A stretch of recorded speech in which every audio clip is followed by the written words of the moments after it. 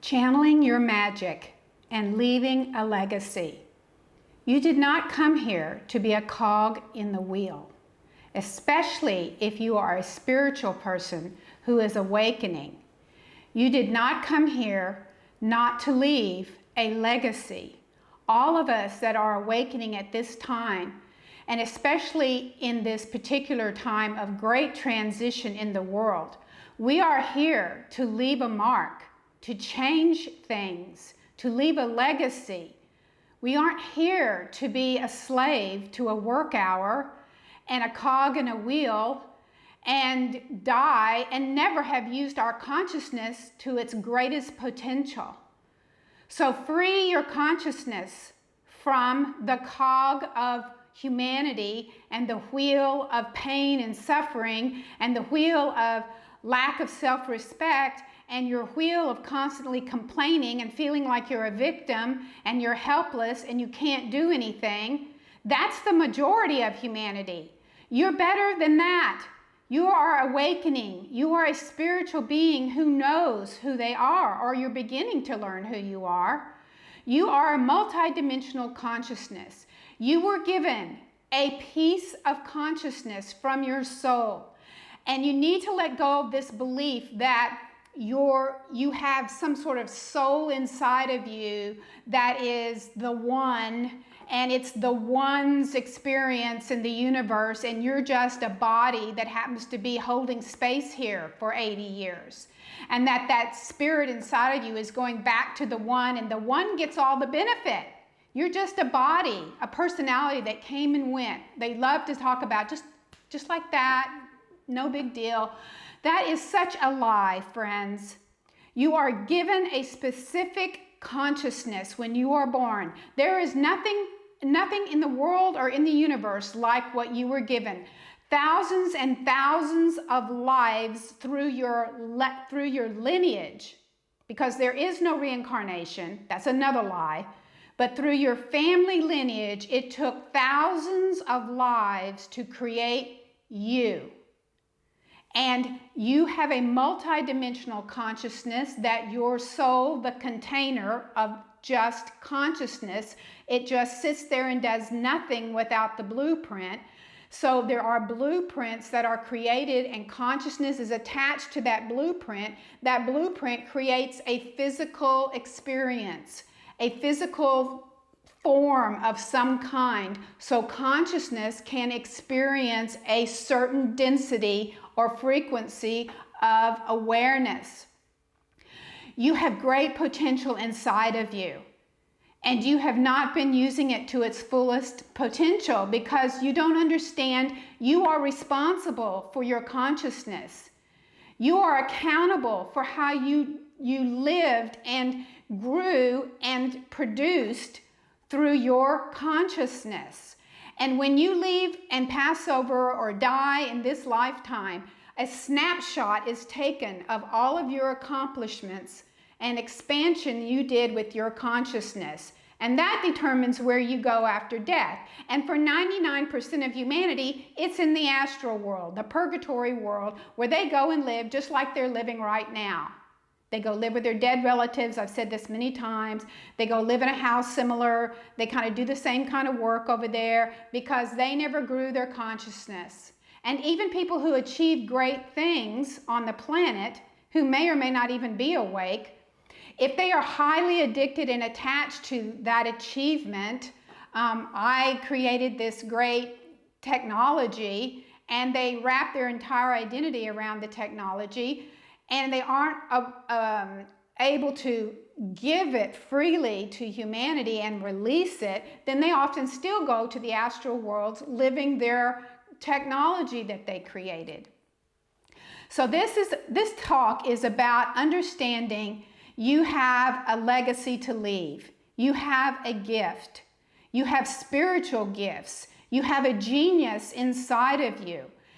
It is multidimensional because there are higher densities attached to your blueprint. You can reach up and you can pull down higher frequencies of knowledge and information and channel it into this world To do that, I've left lots of videos on it. You have to clean out your lineage with the sacred fire. You have to build a sacred fire sphere of protection. You have to anchor a power base. You can't function down here if you don't have any internal power. It's kind of like Qi and Qigong, where you build and you build this Qi. You have to build a power base from which to operate from. And then you have to release your ego and allow yourself to channel your divine gift, your divine inspiration. And I want to also mention those of you who are doing this and you are now channeling your gift and you are bringing it out into the world. No one knows your gift, your information, and your knowledge better than you. Guard and protect it, because humanity is always wanting to tweak, contaminate, and distort great works coming from spirit. The teachings from Jesus and probably all the great masters and Buddha, I mean, some of it may have come through intact, but a great deal of it didn't, because man's ego rewrote and rewrote and rewrote the stories of Jesus' life, for example, or any other great being in the past. It's been rewritten by man's ego. They had no divine inspiration. The person who brought it forth is the carrier of the inspiration. Everyone else is a bystander. So learn to protect your gift. Learn to protect your knowledge, your abilities, your wisdom, your 50 plus years of experience, or how much ever experience you have. Learn to protect that. Learn to cherish that. Learn to value that.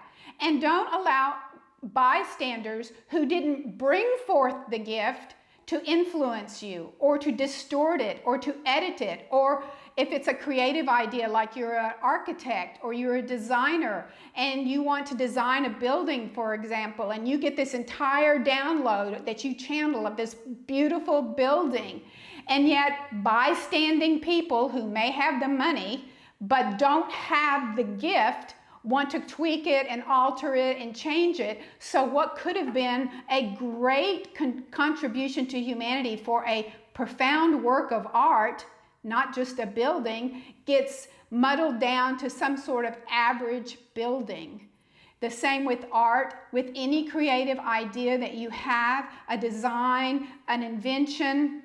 Hold your power, and you bring forth that invention, you bring forth that idea, and don't listen to the peanut gallery and to the bystanders. They don't have the gift. They don't have your gift. They don't have your knowledge. They don't have your ability.